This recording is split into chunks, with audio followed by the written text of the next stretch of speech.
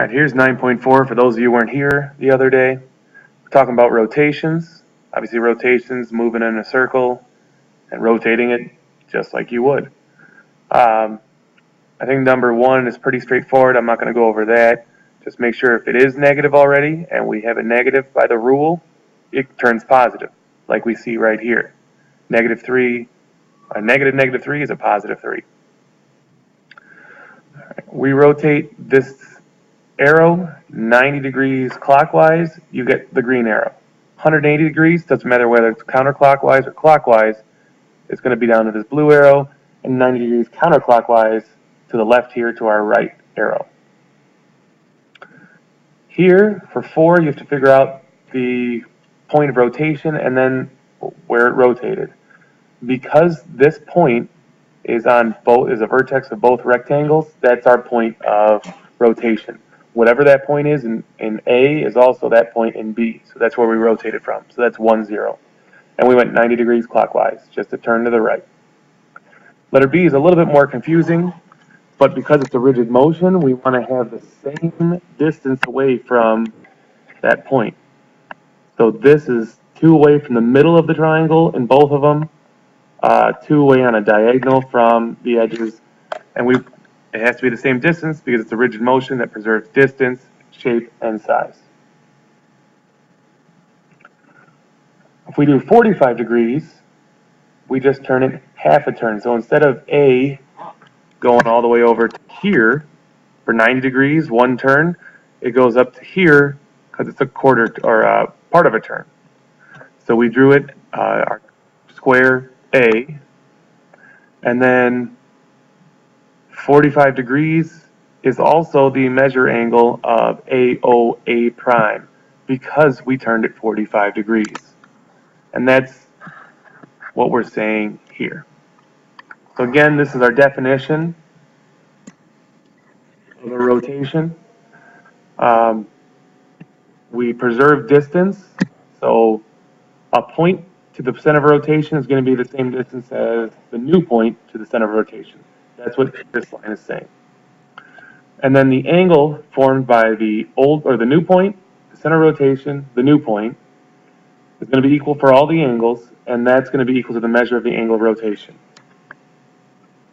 Now, when we're doing these, remember that positive is counterclockwise. Because if we look at our quadrants, we have 1, 2, 3, 4. We're moving this way. That's counterclockwise. That's how we do it in the coordinate plane. So positive is counterclockwise, negative is clockwise. When we look at our turns here, A, we rotate it around point O, so it's still my center, and negative 90 degrees, so it's clockwise. So clockwise, we turn going to the right, and that's where my triangle goes. So A prime, B prime, C prime. Now what that definition says is that this distance from A to O is the same as A prime to O. So AO is equal to A, or A prime O is equal to AO. And the same for all these. B is the same distance from O as B prime is. C is the same distance from O as C prime is, if I would have drawn it a lot better.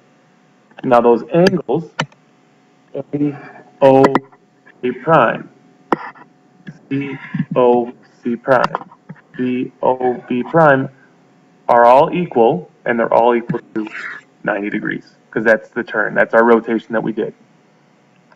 Letter B, we're looking at this green triangle down here, 90 degrees clock or counterclockwise, because it's positive from point C, so point C doesn't change. It's 0 length away from our point of rotation, so it's still 0 length when we rotate it, so it's the same point. And again, A prime C A is going to be 90 degrees, because this is my center of rotation. New point, center of rotation, old point, gives me the angle, and it's going to be the same. And it's the same for BC, B double prime. We can't do C double prime because, well, that wouldn't be an angle because that's the center of rotation. And last, we're looking at this pink triangle. We rotate it around A 90 degrees. So we turn this way. It's counterclockwise. And again, B is the same distance away from A.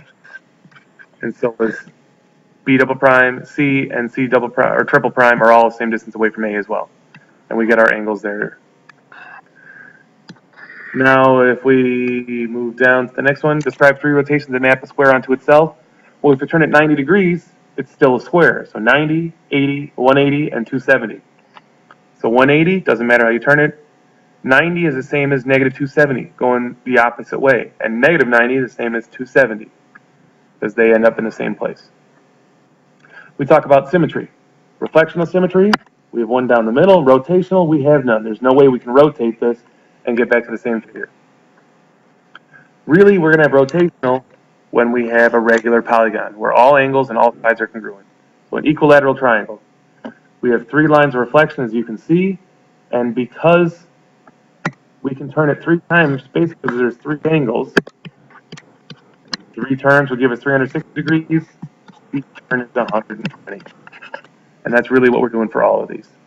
Here we have 2 reflections and a rhombus. A rhombus is 4 equal sides, not congruent angles.